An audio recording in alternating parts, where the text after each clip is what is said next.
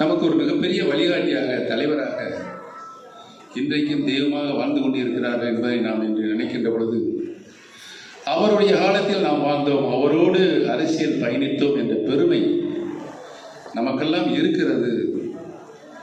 அந்த பெருமையை நாம் காப்பாற்றிட வேண்டும் என்ற எண்ணமும் நம்முடைய இதயங்களில் இன்றும் நிலையாக நின்றிருக்கிறது.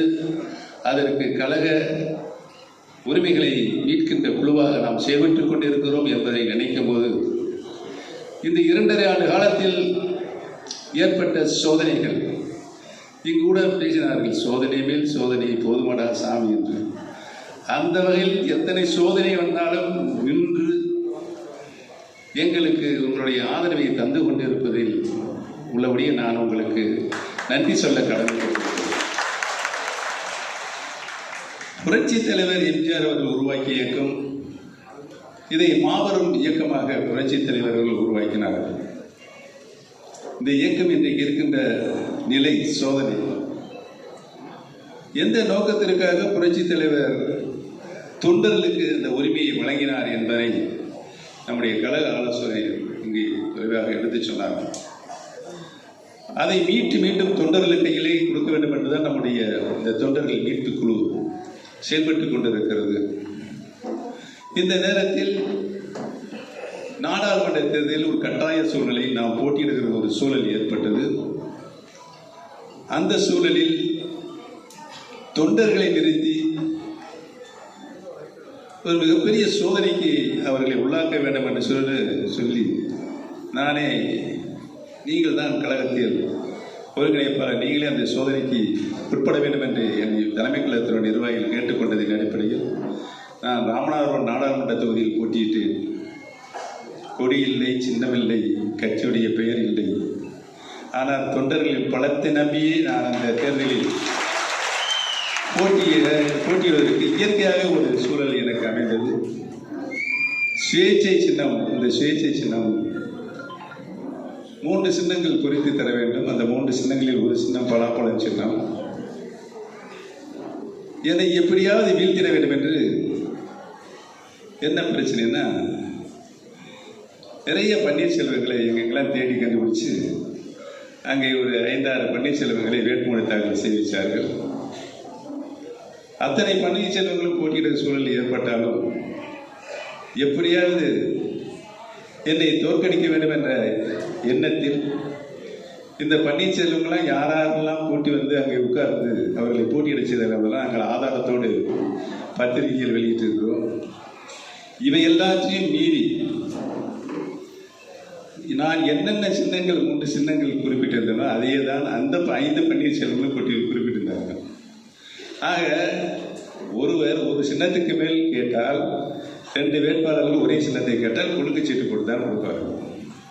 அந்த சூழலில் தான் எனக்கு பலாப்பழம் சின்னம் குலுக்குச்சீட்டில் தான் கிடைத்தது என்பதை நான் இங்கு தெரிவித்துள்ளேன்.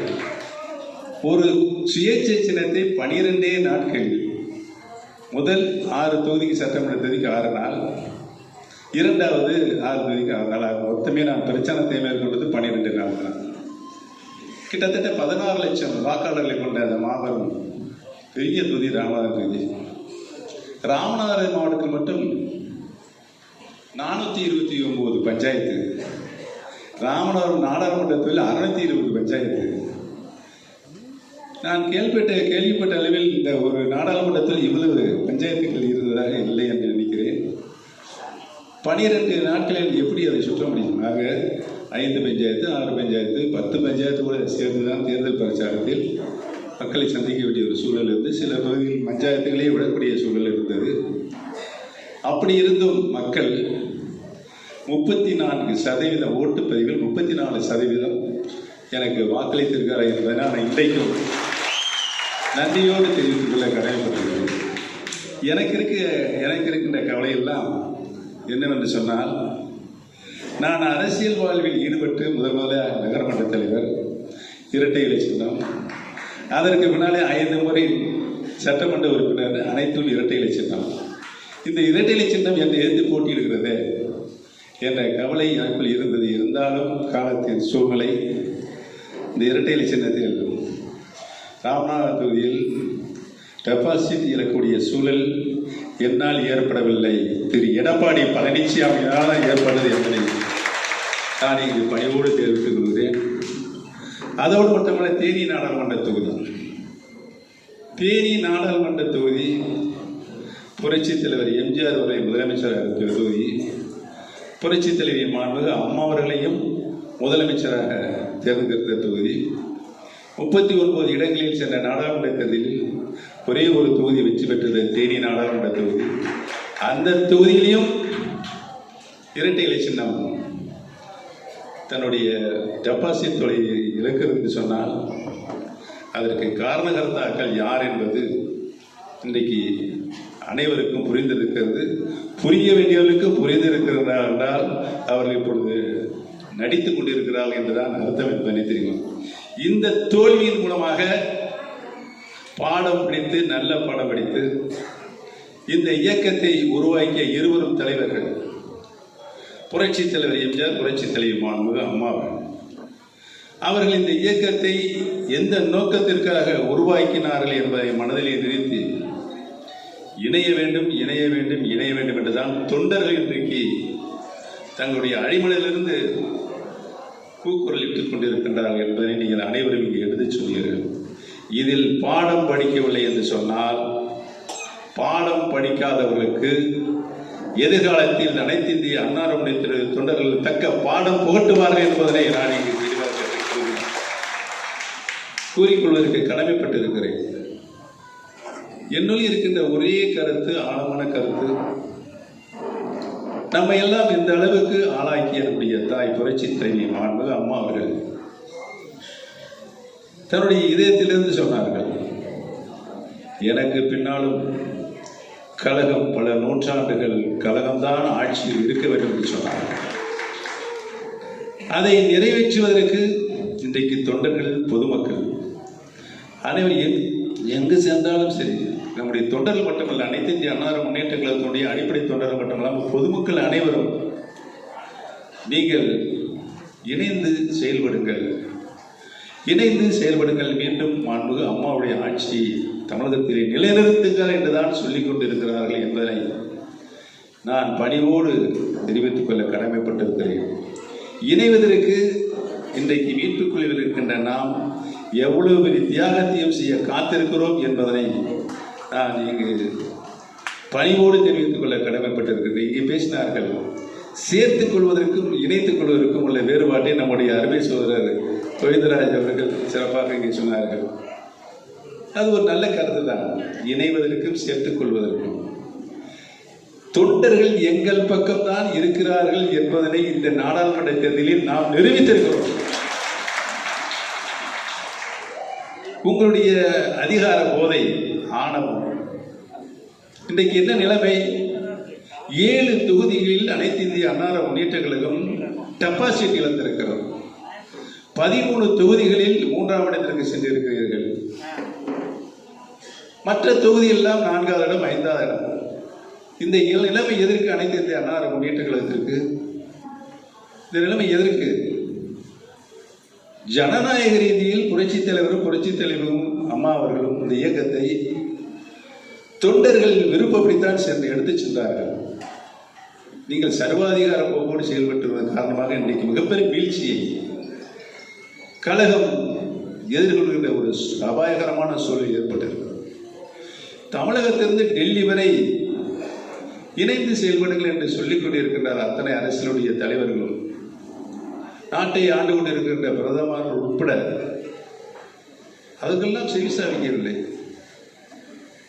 என்ன காரணம்? அந்த காரணத்தை இங்கு இருக்கின்ற பேசினால் பொதுமக்களை வெளியே பேசிக் கொண்டிருக்கின்றார். நான் அதற்குள்ளே போகவில்லை. ஏனென்றால் இந்த கட்டம் நல்ல கட்டம். இந்த தோல்வி அனைத்து இந்திய அன்னார முன்னேற்ற கழகத்திற்கு இரட்டை இலைக்கு கிடைத்த தோல்விக்கு காரணங்களை அலசி ஆராய்ந்து அதை நீக்கி இணைவது கொண்டுதான் புரட்சி தலைவர் எம்ஜிஆர்களுக்கு, புரட்சி தலைவர் மாண்புமிகு அம்மாவுக்கு நாம் செய்கிற நன்றிக்கடன் என்பதை இந்த கூட்டத்தின் மூலமாக தெரிவித்துக் கொள்ள கடமைப்பட்டுள்ளது. அதற்காக ஏதோ நாங்கள் உங்களிடம் ஏதோ யாசகம் கேட்கிறது நினைக்க வேண்டாம். இந்த 2-3 ஆண்டு காலம் தொண்டர்களின் உரிமையை, புரட்சித் தலைவர் தந்த உரிமை, கழகத்தினுடைய உச்சபட்ச பதவி பொதுச் செயலாளர் என்ற பதவி, அதை தொண்டர்கள் தான், அடிப்படை தொண்டர் தான் தேர்ந்தெடுக்க வேண்டும் என்ற நிலை, அவர் தந்த உரிமை பறிபோய் இருக்கிறது. நாம் பொதுக்குழுவில் நிரந்தர பொதுச் செயலாளர் இதையும் டாக்டர் புரட்சி தலைவி அம்மா அவர்கள் தான் என்ற ஒரு உச்சபட்ச மரியாதையை 30 ஆண்டு காலம் இந்த இயக்கத்திற்கு தன்னுயிர் அந்த தலைவிக்கு தந்த உச்சபட்ச மரியாதை, அந்த மரியாதை இன்றைக்கு பறிபோய் இருக்கிறது. அதை எடுப்பதற்கு உங்களுக்கு என்ன வந்தது? அதை நீங்களே மீண்டும் சூடிக்கொண்டீர்கள் பொதுச் செயலாளர் பதவி. அதற்குரிய பணியை நீங்கள் செய்தீர்களா? இல்லை. நீங்கள் பொறுப்பேற்றுக் கொண்டதிலிருந்து 10 தேர்தலில் தோல்வி, 10 தேர்தலில் தோல்வி. நான் இந்த முதல் தர்மயுத்தம் நடைபெற்று முடிந்தவுடன் அவரை நேரடியாக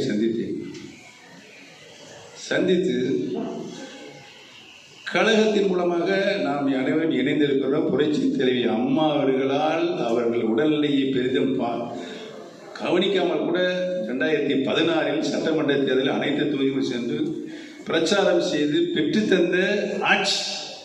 இந்த ஆட்சியை காப்பாற்ற வேண்டிய பொறுப்பு உங்களுக்கும் எனக்கும் இருக்கிறது. தூய ஆட்சியை புரட்சி தலைவர் எந்த வழியில் கொண்டு சென்றாலும் அதை அந்த வழியில் கொண்டு செல்ல வேண்டும் என்றுதான் நான் அவரிடம் எடுத்து சொன்னேன். அதற்கு உதாரணமாக சொன்னேன். புரட்சி தலைவர் எம்ஜிஆருக்கு ஒரு ஃபேஸ் வேல்யூ, அவர் ஒரு மாஸ் லீடர். அம்மா அவர்களுக்கு ஒரு ஃபேஸ் வேல்யூ உண்டு, மாஸ் லீடர். உங்களுக்கும் மாஸ் லீடர் நீங்களும் இல்லை, ஃபேஸ் வேல்யூ இல்லை, எனக்கும் அது இல்லை. ஆக மக்களுடைய அபிமானத்தை பெறுகின்ற வகையில் நம்முடைய நடவடிக்கைகள் இருக்க வேண்டும் என்று அவரிடம் எடுத்து சொன்னேன். அவர் ஊதான் கேட்டுக்கொண்டார் வழி, அதுக்கு பதில் சொல்லவில்லை. அவர் நினைத்திருக்கலாம், பன்னீர்செல்வம் உங்களுக்கு என்ன பேச வழி இல்லை, ஆனால் எனக்கு இருக்கிறது என்பதற்கு அவர் கூட இருந்திருக்கலாம். அப்படித்தானே புரட்சி தலைவர் எம்ஜிஆருடைய குல்லாவை கூலிங்கிலீஷ் போட்டுக் கொண்டார்கள். அதற்குரிய ஒரே தகுதி அந்த குல்லாவும் கூலிங்கிலீஷ் போடுற கருப்பனை போடுறதுக்கு ஒரே தகுதி புரட்சி தலைவர் எம்ஜிஆருக்கு மட்டுமே இருக்கிறது, யாருக்கு இல்லை. அதை புரிந்து கொள்வதில் புரிந்து கொள்ள வேண்டும். யாரோ ஒன்று அது கொடுத்தா அதை போட்டுக்கொள்ளலாமா? நியாயமா இது?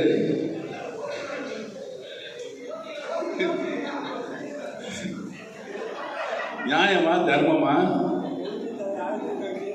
என்ன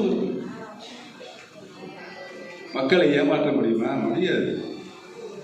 ஏமாற்ற முடியாது. ஏமாற்ற முடியாது என்பதற்கு அடையாளமாகத்தான் இதுவரை அவர் சந்தித்த தேர்தலெல்லாம். நீங்க என்ன சொன்னீர்கள்? பழனிசாமி சிறப்பாக ஆட்சியர் தலைமை கழகத்தில் பேச வச்சார். எல்லாரும் பேசினாங்க. நாங்கள் சரி கேட்டுக்கிற ரைட்டு. மீண்டும் அவரவே முதலமைச்சராக அறிவித்தால் மக்கள் பொதுன்னு எல்லா ஓட்டையும் போட்டு நம்மளை வெற்றியடை செஞ்சிருவாங்க அப்படின்னு சொன்னாங்க. சரின்னு சொன்னோம். அதை நீங்களே அறிவிக்கணும். என்ன அந்த பாவைக்கு இது நான் தான் செஞ்சேன். மக்கள் போட்டாங்களா? போடல. அதுக்கு முன்னால் எத்தனை தோல்வி. ஆக கதவை திறந்து வைத்தோம். யாருக்கு? திமுக அவர்கள் முதலமைச்சராக வர வேண்டும், ஆளுங்கட்சியாக வேண்டும்.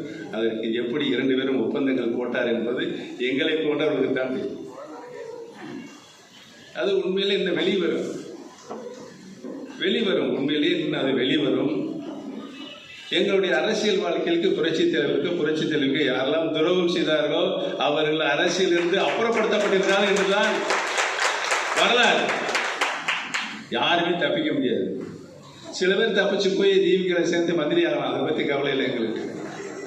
ஆனால் அவருடைய உள்ளம் குறுத்தி கொண்டே இருக்கு. நீங்கள் அமைச்சராக கூட அங்கே உட்காந்துருக்கலாம். ஆனால் மனசாட்சின்னு ஒன்று இருக்குல்ல, யாரால் இந்த இயக்கத்தில் இருந்து அடிப்படையில் இருந்து உருவாக்கப்பட்டோம், இப்பொழுது எங்கே உட்கார்ந்துருக்கிறோம் அப்படிங்கிறது உறுத்தெல்லாம் இருக்குல்ல, அதை தனியாக வச்சுக்கலாம்.